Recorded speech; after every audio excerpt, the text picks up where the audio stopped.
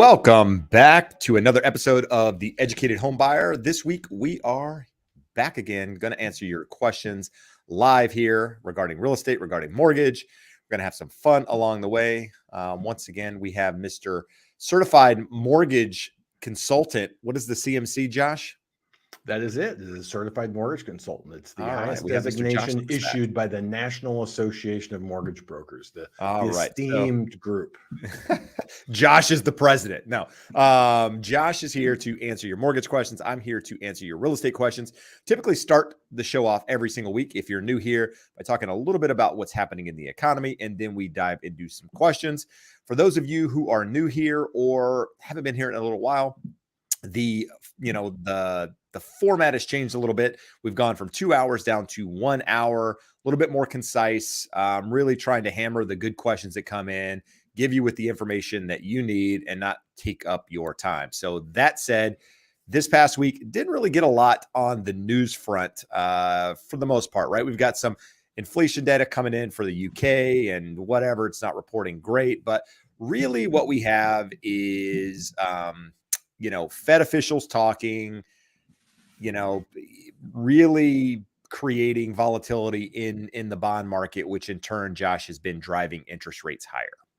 Well, we've had a couple of interesting things. Normally, this debt ceiling chaos that we get every few years pushes yields down. It's a risk-off event. So we would expect that to be giving downward pressure, but for the last 10 days, we've had upward pressure. We haven't had a big spike. It's just been consistent day after day, a little more selling pressure, not professor. And then we end up losing these key little technical support levels. And in the big picture, we haven't seen a big increase. It's just we went from high to higher. We're not back to the highest levels, but it's uncomfortable.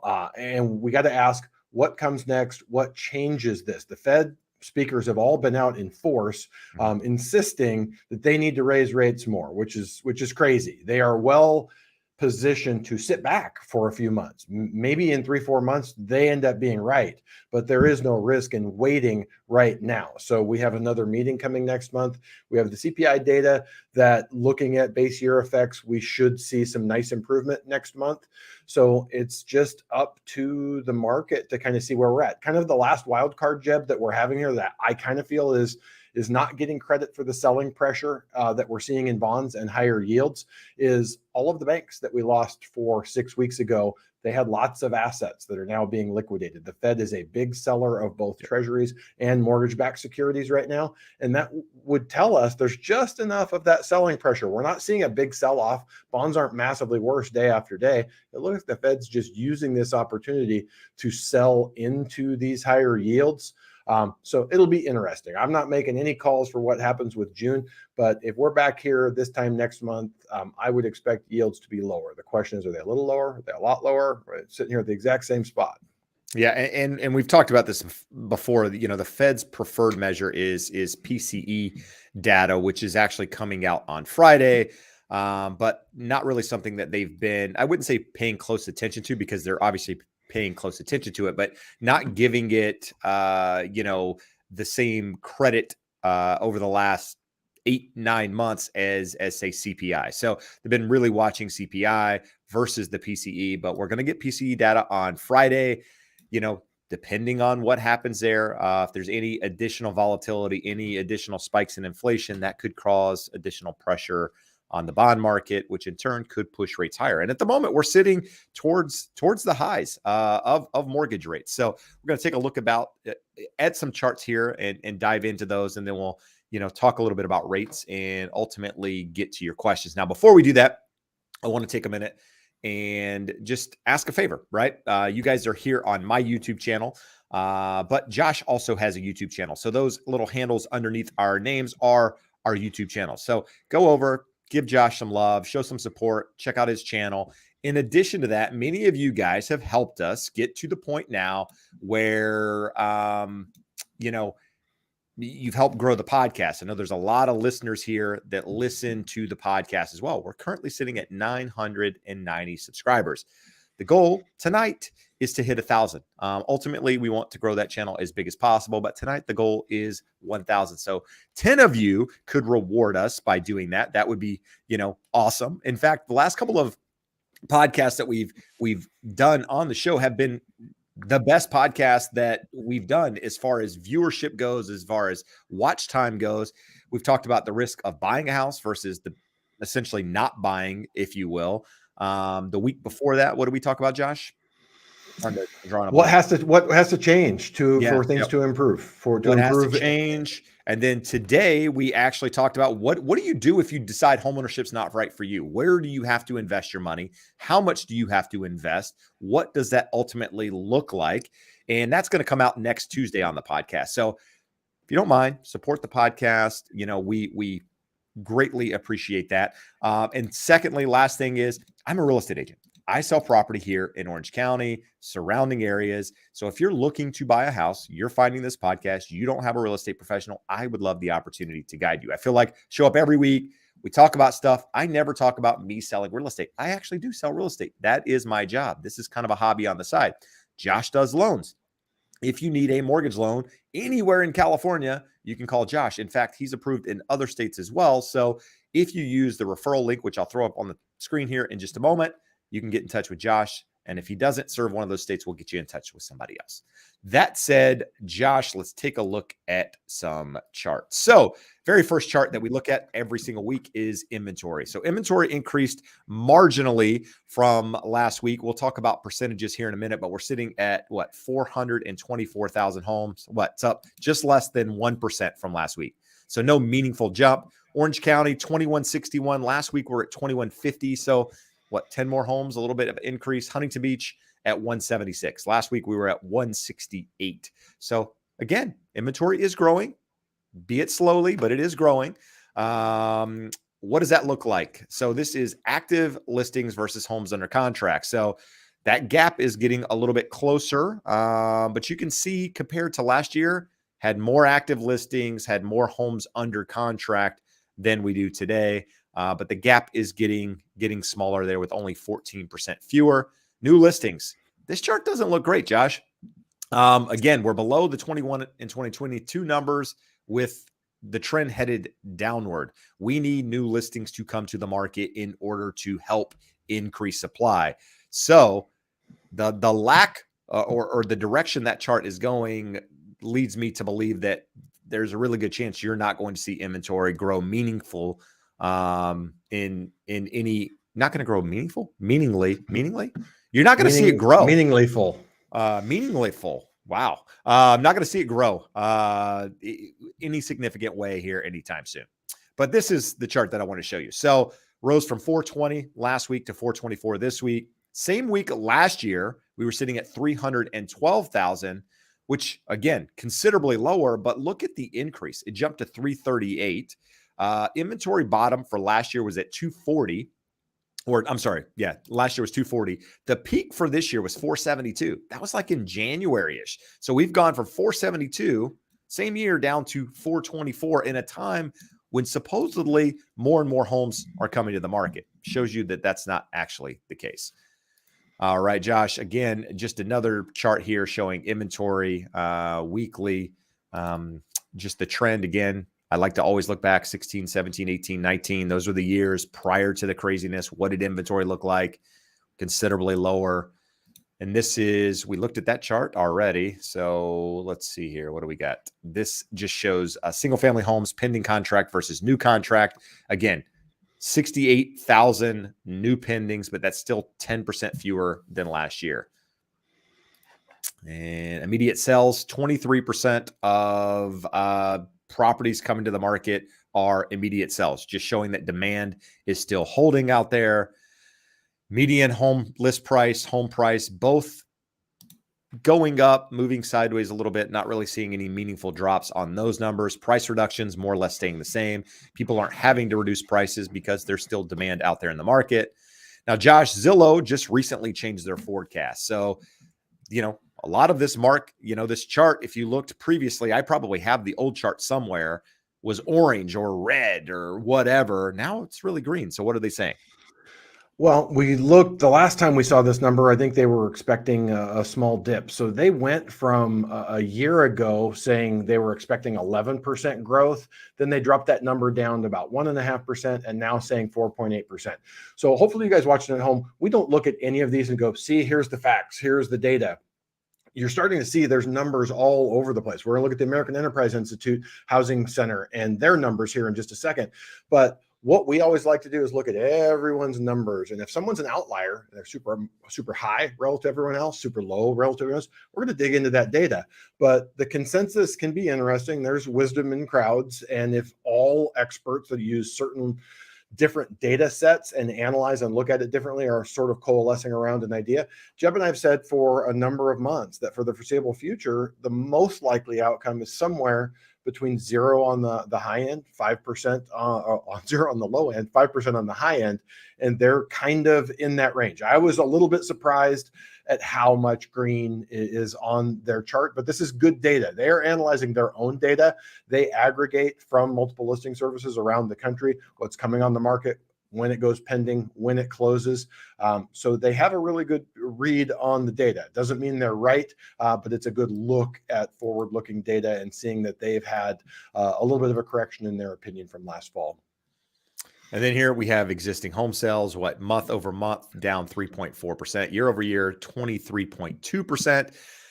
Any real surprises there? I don't think so. I mean, we've talked about, a normalizing market. You're looking at, again, the heights of last year, right? So May was essentially the peak in prices for most markets last year.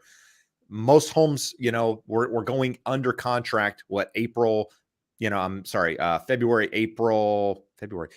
March, April, closing in May. So you had the most number of transactions happening during that time. Now you have a slower market. Number of transactions is obviously going to be less. Not a lot to really look at here, in my opinion. I mean, I don't really care about this data, but it's interesting nonetheless.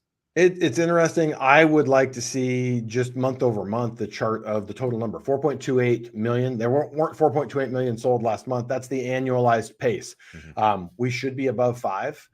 If we have a healthier market with more affordability, we're seeing a lot more transactions, more sellers, more buyers. So that's the number that we want to see trend up. We will probably see it trend up as interest rates come down. But that's part of this sideways muddle through housing market that we're likely to look at. Nope, absolutely. And then again, talking about new construction, Josh. So what are we seeing here?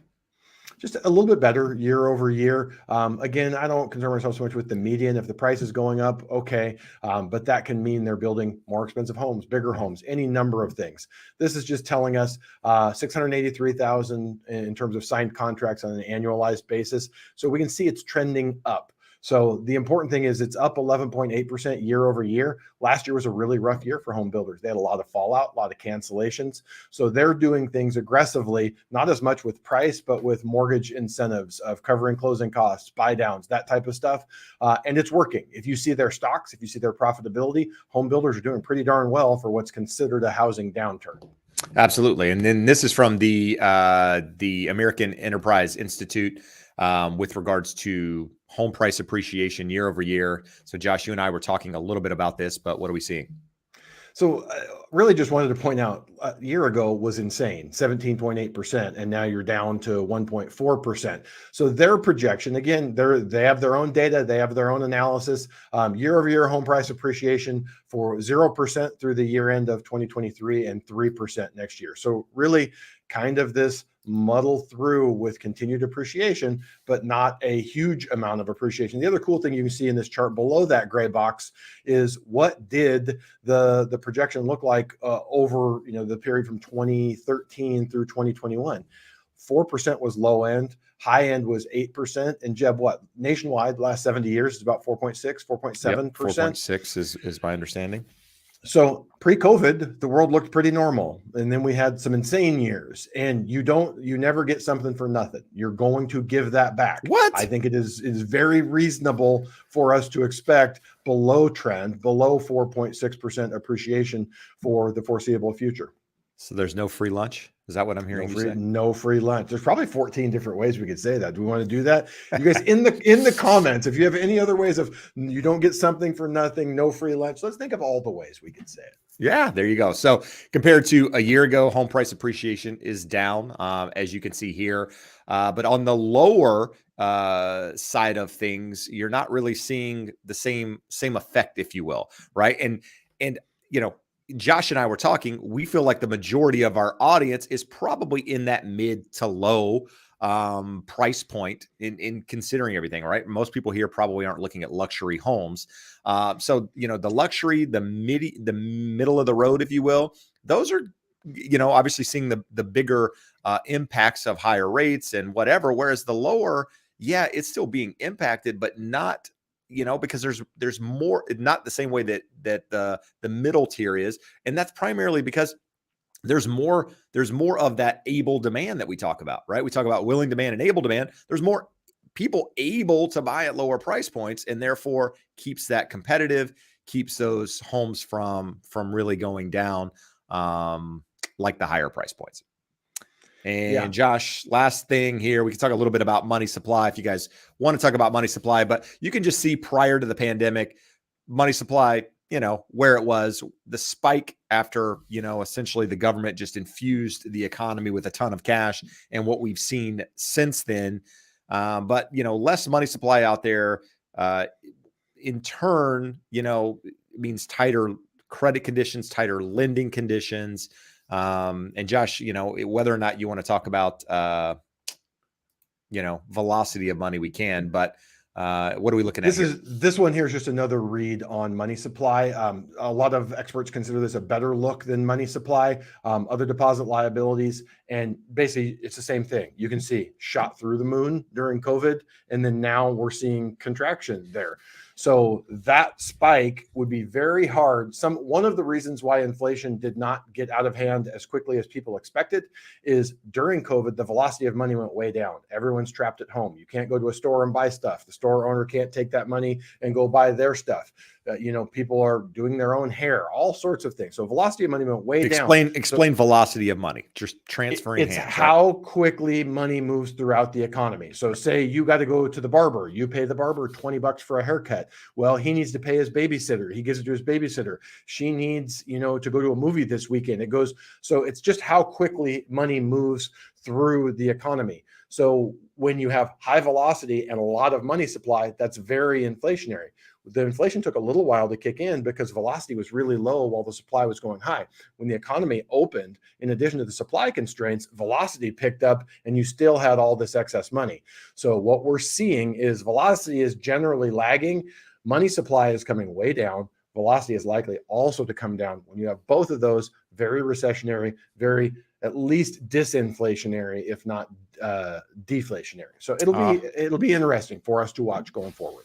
All right. So there you go. A lot of information to unpack. Hopefully you guys find value in that. Let us know. Do you find value in that, or would you rather us just answer questions the whole time? Let us know in the comments. I mean, interested to know there. We got some follow-ups to the comment. Josh, bearded Vato can't dance without shoes. That's true. That you could. It's just not advisable. But they got to pay the piper. Get a job and earn it. I mean, sure. I guess all of those, you reap what you sow. There is very much that. Reap what you sow. I like that. All right. So what we're going to do here is address some of the questions. If you're finding any value tonight, hit that thumbs up. If you're not already subscribed to the channel, consider doing that as well. So Paul Menendez, is that one of the Menendez brothers? No, that was Lyle. And what was his other brother's name? I never see that last name. So it just came to, no insulting comment there. My wife and I save about $4,000 a month. We expect to have enough to buy a house in 18 months. What should we be doing with our savings while we save up? And Florida, by the way, thinks if you answer. So absolutely going to answer. So Josh, if you were thinking to buying a home now, got a plan, right? We always create a plan, stick to the plan. What do you do with that money? Do you stick it in cash? Do you put it in an asset? Where are you floating money to? I'd buy some treasuries. 12-month, 2-year treasuries. One of the charts you were showing me earlier today, Jeb, was a nice little teeter-totter showing people that when bond prices go up, yields go down. So if we expect that rates are going to moderate in the next 12 to 24 months, you can lock in your gains for the duration of this. What we're talking about banks having trouble with is they get to hold their books as if they're going to hold these assets to maturity, but they're buying 10-year, 30-year treasuries. You have an 18-month time frame. If you bought a 2-year treasury, you should have some appreciation in that at the end that would give you a little bit of profit on top of a nice 4% return right now. You can put it in a money market. Some of the money markets are somewhere in the same range. Do you have any additional ideas, Jeb? No, I think that's it. I mean, the whole idea of keeping cash in the bank, with inflation, you're losing money, all of that. Yeah, there's some truth to that. But at the end of the day, you know where your money is. It's only 18 months, great. I just wouldn't be, I'd be more risk averse in this situation, because you don't want to ultimately 100%. put yourself in a position where, you've got the money or you had the money, and now because you did something crazy trying to grow it, that you put, you put yourself in a bad position. So just be safe, do smart things. Don't buy Bitcoin, Ethereum. Don't follow Josh's advice on that. I was going to ask, Jeb, what portion of the $4,000 can be allocated Zero. to Ethereum on a monthly basis? Zero money in crypto. But that's just me. You might choose to do it, but nevertheless, that's the advice that we have. All right.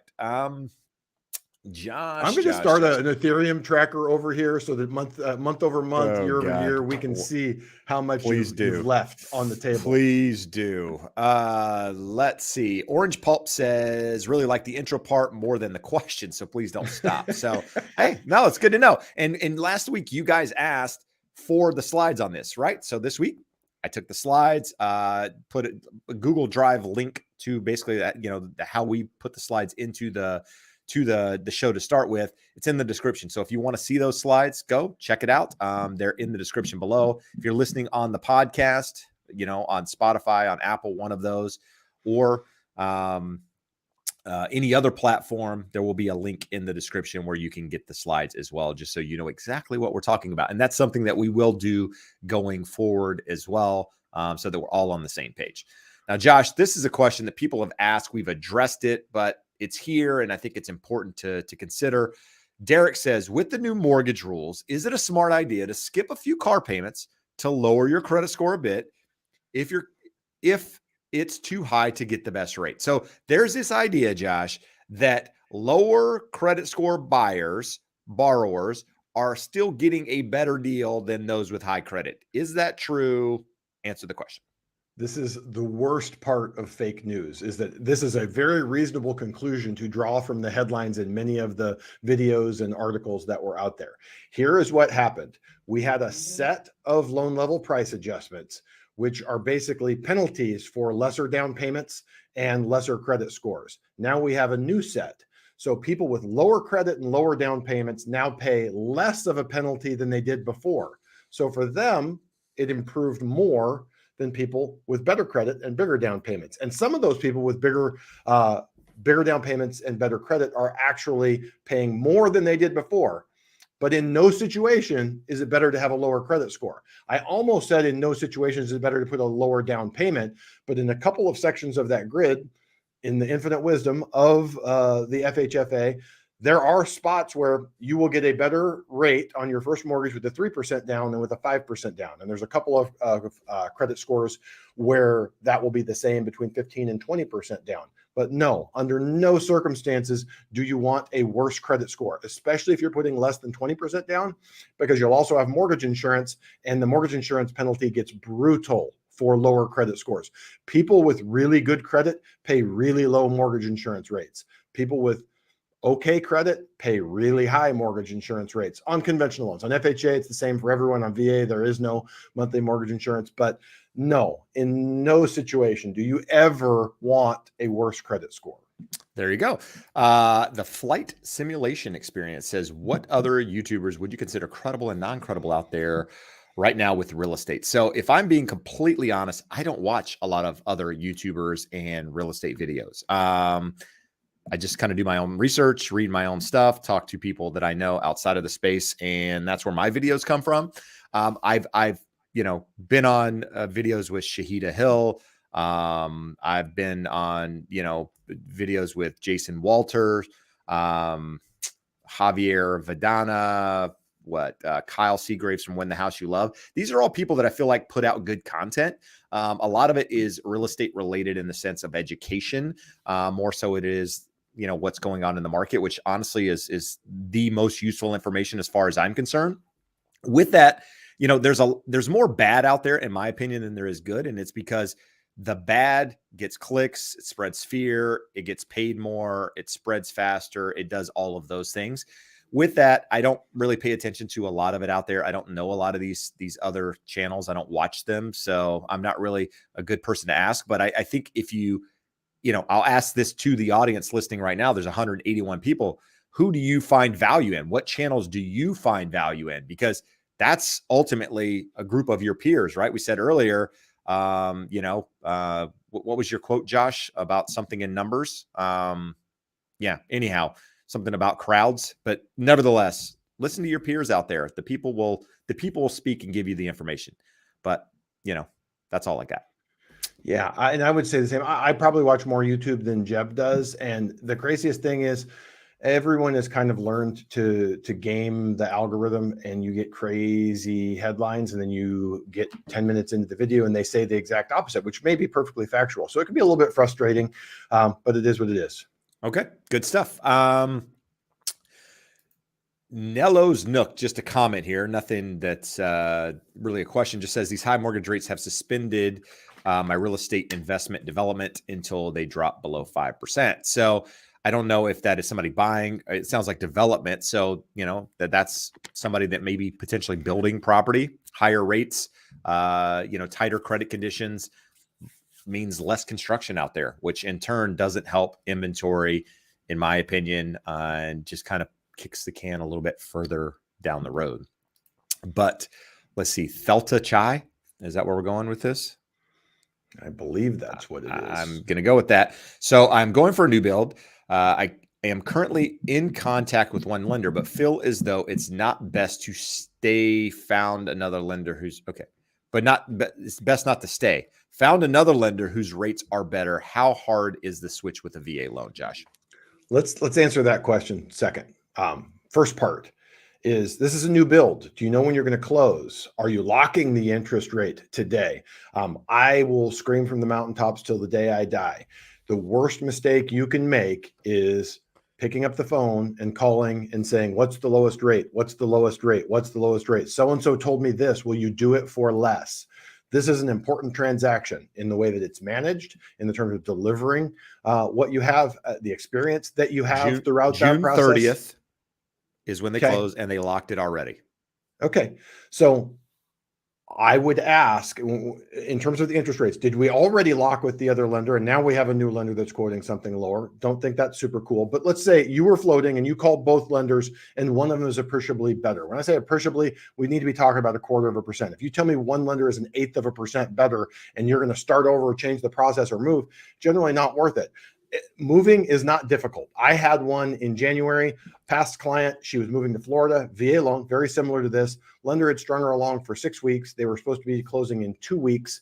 That lender had the case number. That lender had already ordered the appraisal. We closed it in 10 days. So can it be done? Can it be done fairly easily? Yes. Not a big deal to change. I just want to say, make sure that you're not doing this just for the absolute lowest rate, and call the original lender and say, hey, I'm being told I can lock this rate. What rate can I get from you? Rate is important. We talk about that. Rates and terms are important. Rates are high right now. Home prices are high. You have to be responsible to your family for the next 30 years or however long until you can refinance that property. So I do take that as being very important.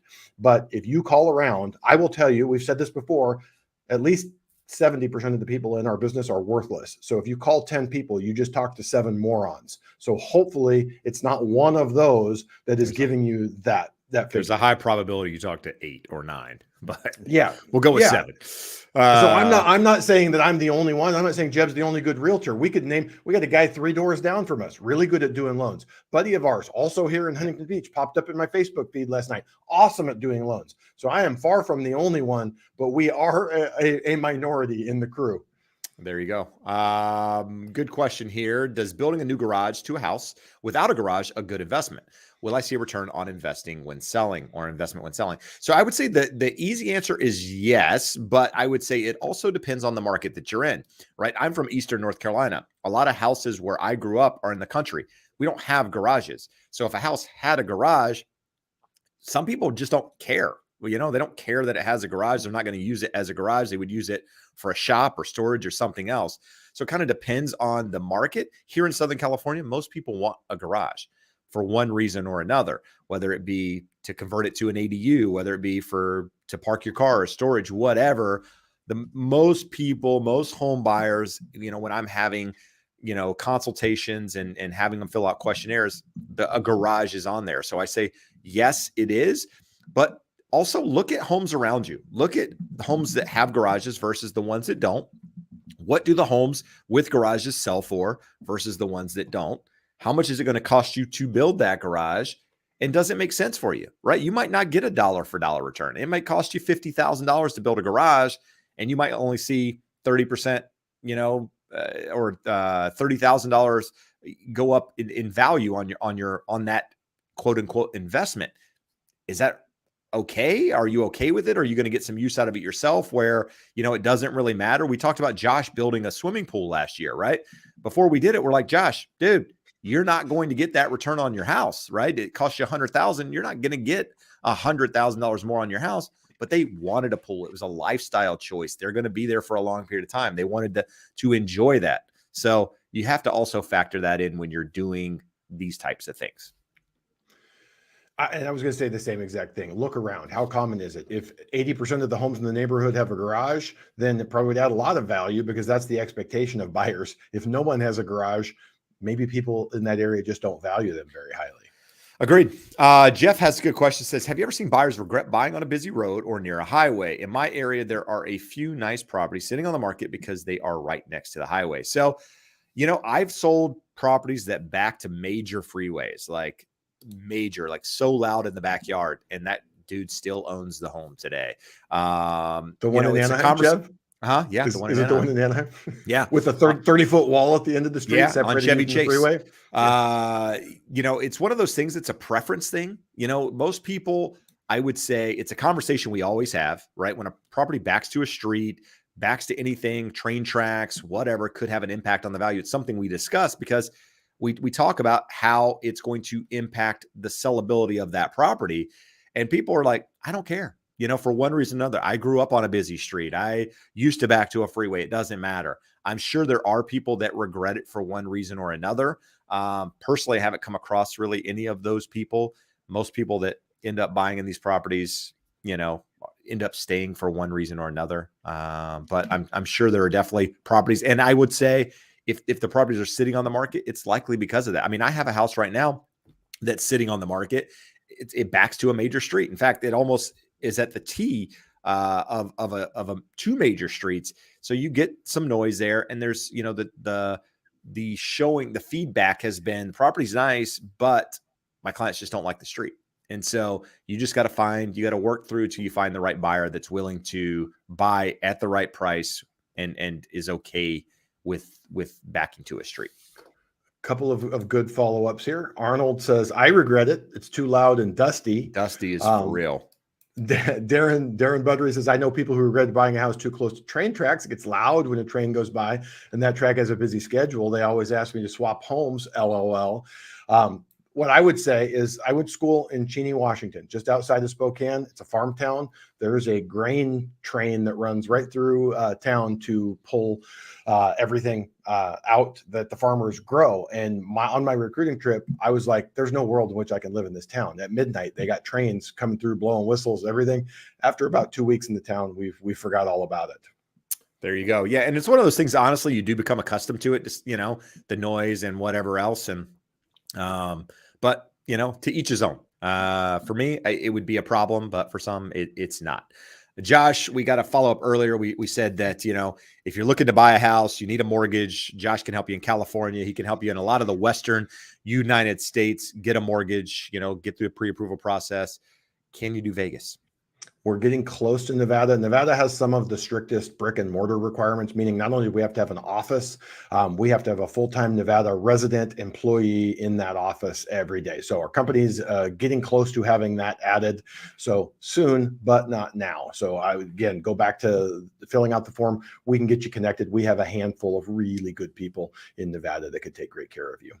There you go. And we'll throw that up here on the screen. If you need to get in touch with somebody there, they can help you.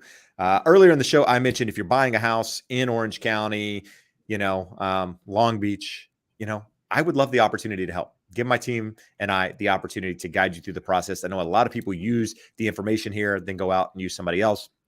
We would love that opportunity to be a part of the success of you owning a home. So if you're buying a house, you need help, reach out to us or reach out to me directly. I would, love that opportunity. If I'm not able to help you, I'll refer you to the right people. And then as far as the mortgage goes, or you need a realtor in another state, that link below will get you to those people. So Josh, we got some good questions here. Alberto has a question to start with, just says, do new construction also get multiple offers? And the easy answer is yes. In most markets, it does, just because it's new, right? People love new. And what we've seen, we had people comment maybe last week or the week before about new developments where people were lining up, the day before to be able to get in line for the lottery and whatever else. So depends on the area. We talk about real estate being local. If you're in a market that has a lot of new construction, you might not be in that multiple offer situation. If you have a new development coming to the market in a hot market where there's not a lot of property, or it's in a really desirable location, chances are you're going to end up in some sort of multiple offer situation. Hey, Jeb, let's circle back to the previous question, because Delta Chai came back with a follow-up. One lender who's talking to was 6-ish and the other was 7-ish. So again, terms are important. Don't change things at the 11th hour for an 1/8 of a percent of interest. If you're talking a percent difference, that is a significant number there. And he said he talked to 2 people, or they said they talked to 2 people. One was a percent difference. And the original lender, when he went back and said, hey, I have a much lower offer, told them to pound sand. So it sounds like you played it right. And any of you out there, it's always good to talk to at least 2 people. If they hadn't talked to the second person, they'd have no idea that they were a percent out of the market with that quote. So it is important to shop. Just again, please don't shop just what's the lowest rate, what's the lowest rate, what's the lowest rate. There's a million ways that can go wrong. Absolutely. Patrick says, any realtor agent code of ethics for when clients are switching agents mid to the end to closing a deal? So, if you're in escrow on a thing, you can't really change agents. You're under contract with that agent per the, that signed the contract that was accepted, if you will. And I'm assuming that's what we're talking about here. That's the conversation. So did I click off that, Josh, somehow?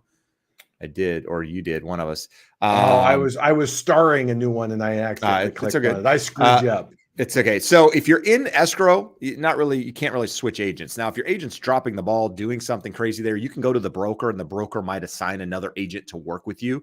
But as far as a code of ethics violation or whatever, on the realtor side, we do have a code of ethics that we have to abide by. Whether you're in contract, not in contract, doesn't matter. So if the realtor is not doing that and that's why you're trying to switch, the question is somewhat vague in what you're getting at, in my opinion. So I don't really know what's going on here to make you want to switch the deal. But, it might be difficult depending on the situation and the broker. It might not be. So I would say have the conversation with your agent and the broker. If you don't want to talk to the agent, talk to the broker and see what can be done. That's the easiest solution. Red Apples. Kim, why are so many townhomes and condos for sale? Want you to share a garage for $500,000. Have you heard of such nonsense? So I wouldn't, yes. I've seen condos and townhomes that were built that have shared garages.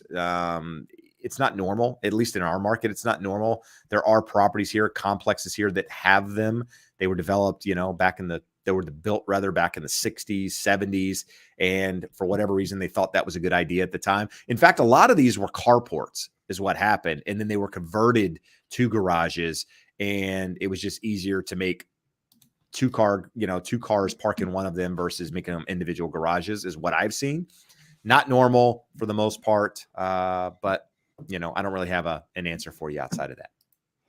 Jeb, I think the folks are feeling the pressure with the 1 hour time limit because the questions are coming fast and furious. I'm feeling the pressure. Round. I'm feeling the pressure a little bit here to get through some of these things. We're going to have to do speed round. We have 20 minutes. So Josh, really quick here. Do credit unions typically have the best rates?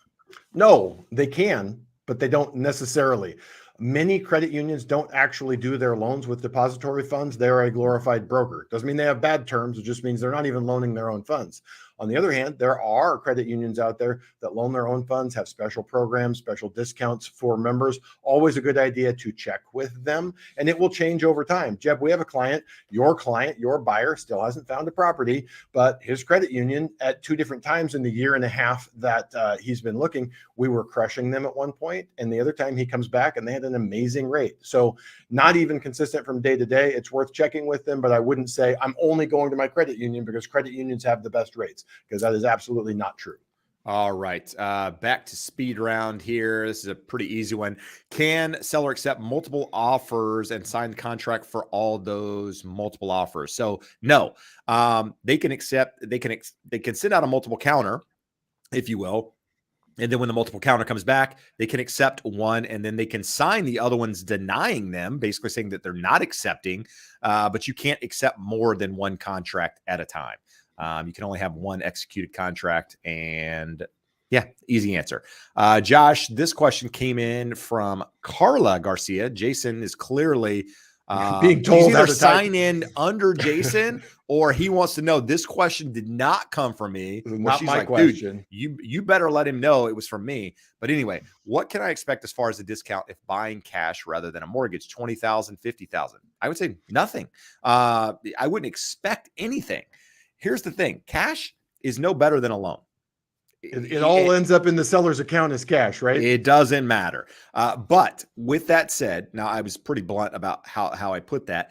In some cases, cash can make a difference. If the seller needs to do something quickly, the property is in need of some repairs that the seller can't do, and the cash offer comes in. In that case, you can do it. A property's been sitting on the market a very long time. Seller is getting antsy. In those situations, cash maybe makes a difference. But me as a listing agent, somebody makes a cash offer, somebody makes a loan, I'm telling the seller, the cash doesn't matter. Like, who cares if it's cash? It doesn't matter. You want a 30-day escrow. The loan is tight over here. They're putting 20% down. They have great credit. I know the lender on the other side. It doesn't matter whether you accept the cash or not. So that said, can it help you in some situations? Yes, but I wouldn't necessarily say it gets me X amount off of property. Josh, I've seen this one come across. I don't know a lot about it. I don't know if we want to go down this rabbit hole or not yet. Rocket Mortgage, 1% down. Have you seen it? You know anything about it? They're very limited. You froze on me. There you go. Okay. Josh is freezing. It's a good deal. Go ahead. You can talk now. You're good. Is it any better now? Yeah. No, yep. It's a good program. So you're putting 1% down. It's a 3% down program. You're putting down 1%. They're giving you the other 2%. Very restrictive on income, very restrictive on max loan amount. So most people will not qualify. But if you qualify, it's great. What I would say, at least check with a broker who works with Rocket, because they're going to get you much better terms than going directly to Rocket. And on top of that, United Wholesale Mortgage has the exact same program. They're kind of fighting each other to see who can do this and get more publicity off of it. So talk to a broker, get both terms. If you want to call Rocket, go right ahead. Their terms always suck, and you're going to deal with a kid in the call center. But the program itself, good program. You guys are kidding about Shaq, yeah? That's a joke. It must be. Huh? It must be. It's got to be. It's got to be. Yeah. That's a joke. So it's got to be a joke. You just let them troll you in the middle of. Well, maybe, dude. I mean, I look at that and I go, "There's no chance." All right. I mean, But let's hope that's not the case. Anyway, let's get back to the show here. Good question. What is seller financing? Why do we not see it often? How do you find out about these? So seller financing is when somebody owns a property, typically free and clear, and they will provide financing to a buyer. Maybe they have money tied up in a property, and for whatever reason, it's just going to sit in their bank account, and they think, well, in this case, I will, allow you to borrow that money as a buyer, and you pay me a fee or a rate or whatever on that money for some specified period of time, like a bank, if you will. The reason most people don't do it is most properties aren't owned free and clear for the most part. When sellers are selling a property, most of them have a mortgage that needs to be paid off. And most sellers aren't in a position to then lend out that money. Most people need that money to buy the next property. So does it happen? Absolutely. Is it available out there? Absolutely. There's no easy way to find it. So there's not like, some box you can check when you're searching the MLS about sellers that will finance. Unfortunately, it's all about finding a good connected agent in a market. A lot of times they'll know of these deals, but even then, it's kind of like you just need to know that particular property, that particular seller situation. Sometimes agents, like, if I had one and the seller said, hey, I'd be interested in seller financing, I would put it in the private remarks of the MLS so the agent, any agent looking at it would know. And I think most agents would do that. But for the most part, it's, I would say it's a rarity. It is an option, but not something I would just count on. It's generally older sellers with highly appreciated properties with little to no mortgage. It doesn't have to be no mortgage. If you have a down payment, you can pay off the mortgage and have them carry it back. It's also never a bad idea if you can do some research, if your agent can do some reconnaissance, if you find a seller, offer it to them, because most of them don't know it's an option, especially if it's a non-owner occupied property and they're not living in it. A lot of these people are just 70, 80 years old, and they say, I'm tired of being a landlord. They like getting a check every month, and they can get that as a lender. So do some research, watch some videos. Who's my guy? Pace Morby. There's someone on YouTube. He's an investor. He's going to want to sell you a course. Don't sign up for any of his free stuff because they will call you forever and want to sell it to you. But his content is legit and really good. There you go. All right. Josh, I mean, we've talked about this one a million times. Thoughts on HOAs? Yeah, go for it. We actually have an entire podcast episode on this, and it gets some of the most comments because people will go back. It's been up for 2-3 months. People say, I would never live in an HOA. Oh, I love my HOA. And the truth is both can be true. I would say, Jeb, if I'm considering buying something in an HOA, I want my agent to be doing their due diligence for me in terms of the finances, in terms of the CC&Rs. I want to talk to many other people in the complex because to me, it's generally not a big deal. It's not bad. There's going to be good and bad with it, but you got to do your research because it's not just as simple as, hey, this is my house. This is what I'm going to do with it. There you go. Yeah, I don't really have much. I mean, I would say go check out the podcast if you haven't. It's a 30-minute deep dive into HOAs, pros of it, cons of it, what you need to think about, the questions you need to ask if you're going that direction. Don't know where to find that. There is actually another YouTube channel where you can find it, and only one of you guys have subbed tonight, so we're at 991. We need 9 more subs tonight to hit 1,000. 1,000 was the goal, guys. We got 13 minutes. Seems I just posted a link to the episode, which Jeb is strangely called Pros and Cons of Buying a House with an HOA. So you guys can use that link and click right over there and subscribe. What I'm thinking, Jeb, is everyone watching has already subscribed, so we don't have anyone left to convert. That's it. Well, what's the problem when I look at this and see 58 subs but 212 people watching? That means that there's nearly 150 people that have not liked tonight's episode. That hurts my feelings. Really does. Deep down inside, I'm angry. Just kidding. But I would appreciate it if you did it. So Josh got a couple more questions here. I'm trying to look them over to really get the best out of the last 10 minutes or so tonight. While you're finding it, Jeb, here's just a slice of what we deal with. Cindy Juggle Goddess, I hate my HOA, just saying. Anya, my 5th home is now in an HOA. I like it. There's no in between. People will tell you how much they hate it or how much they love it. There's no in between, and there's no right or wrong answer. Do your homework, do your research, and know yourself. All right. Here's a question we don't typically get. It's a good question. It says, looking for advice on first house down payment. I have funds in a taxable investment account that could be used as 20% down payment. Or should I keep those funds as an investment emergency fund? So, Josh, what strategy here? The key thing is, don't be afraid of mortgage insurance. You're going to get a very similar interest rate, whether you put 20% down or 15 or 5% down. We talked earlier in the show, a good borrower with really high credit scores, two borrowers with really high credit scores, especially at 10 and 15% down, mortgage insurance is going to be really low. Having those reserves and not paying the taxes on your gains, to me, is more important than getting to that 20% down payment. But you also have to deal with the constraints of your qualification, your debt to income ratio, and all that fun stuff. But I wouldn't want to liquidate a taxable account just to get to a 20% down payment if I can accomplish that without doing so. All right, good stuff. Let's see here.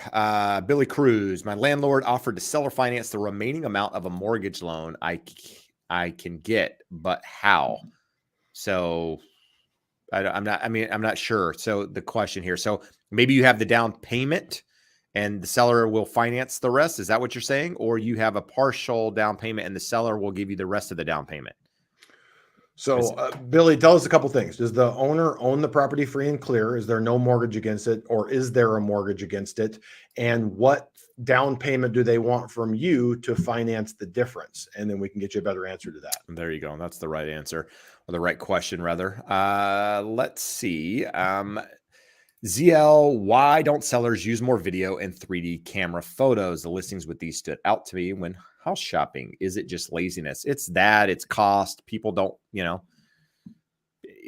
still see people taking photos with their phone camera. Bad ones. Or with the GoPro. They think the wide angle bubble eye thing looks good. It's crazy to me what people do. But yeah, it's both of those. Laziness and cost is why most people don't do it. Josh, we've answered that. Orange Pulp says, what does excellent credit over 800 allow you to put less down, or does it only affect the interest rate, Josh? Not really less down, unless we're talking about jumbo loans. Every person, regardless of credit score, is technically eligible for 3.5% down, 5% down conventional options. But you do run into debt to income ratios. It's a bigger loan. It'll have higher mortgage insurance if it's conventional with less down.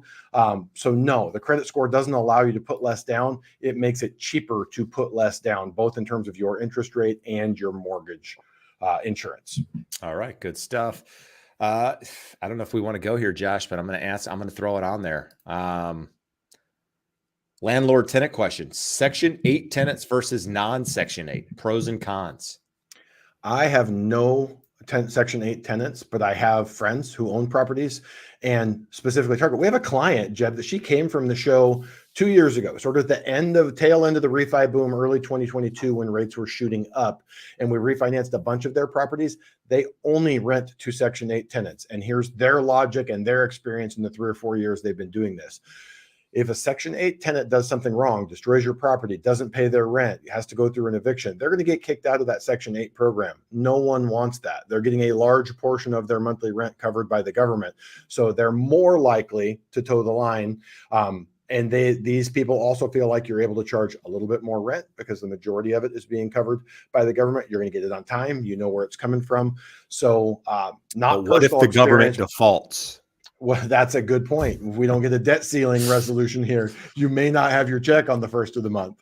There you go. I don't really have any experience in it either. So I'm not really a good person to ask on this, but it is guaranteed every month. Again, unless the debt ceiling doesn't go, get pushed higher, could be an issue, but for the most part, it is what it is. So, but you can't deny Section 8. Just so you know, it's against the law. So you have to be willing to consider it and look at it and compare it, and then make a decision based off things other than that. So Jeb, here's a quick and easy one. Kyle, yep. What are the in Pennsylvania? Kyle in Pennsylvania, not Kyle in California. Kyle in PA. What are the most common DTI ratio rules on adjustable rate mortgages? They use the payment in the first year for that ratio. For the most part, it's the same debt to income limits as other loan programs. They are never going to use the first year for anything that is fixed for less than 5 years. So anything with a fixed period of 1 year, 3 years, 5 years, 1 month adjustable, those we are always going to have to qualify off of some form of payment shock factored in there. 2% over the start rate, 2% over the fully indexed rate. It's going to vary, but for the most part, it is not a tool for qualifying for more home. It's a tool for keeping the payment lower in the early years of home ownership. All right. Let's see. You know, how much time do we have? We have 5 minutes. I'm gonna save that question for last. Let's see what we have here, Josh. It was somebody asked a question here a moment ago, or I don't see it now. Oh, here we go. 8282 Maximus. Just got a settlement. Should I sell or rent my current home? So I would say if you're planning on selling it, what are you going to do with the money from selling it? Do you need that money? Or are you going to put it into another asset? Is it going in the bank? These are all things you need to consider. If you decide to rent it, what does the cash flow look like on it? Is it positive? Is it negative? Are you putting yourself in a position of distress if something were to change and that property isn't sold? Something you also need to consider, if it's your primary home now, if you rent it out for longer than 3 years, just over 3 years, it becomes, you're going to have to pay taxes on any gain in that property, right? Because capital gains, you have to live in it 2 of the last 5. So if you decide to rent it out for any extended period of time, you lose that taxable or the non-taxable part of the capital gains there, which can or could be an asset depending on what you're trying to do and long-term goals and all that. So there's a lot to consider there. I think if you have the position to keep it, I think keeping it in many ways is the right answer, unless you have something better that you plan on doing with the funds. Josh, we are 56 minutes in. We're going to throw this question up here because it's a good question. It's probably going to take a little bit to answer, but it's a really simple question, Josh. It just says, would you buy a home in this market? I'm trying to. We just talked about it an hour ago. I'm trying really hard to. Right. I'm trying to figure out, and it kind of relates back to that last question. Would you sell the property? Would you rent it out? Right now, where I'm at in terms of liquidity, I would have to sell another property to buy the one that I want. And I don't think I want to do that because we're not talking about a primary home here. We're talking investment, right? So yeah, just a little bit different for those. An investment in a highly appreciated market. The decision is much, much harder. If we were back 2 years ago in time and I could do a 3%, 3.5% non-owner occupied on this other property, it's done. I am buying it this minute. So the answer is very different based off of the current market. Mm-hmm. But my answer is yes. And the flip side, Jeb, you're making the decision every month to not buy in your situation. It's not that you would not buy any property, but the property that you would like to buy, they're highly appreciated.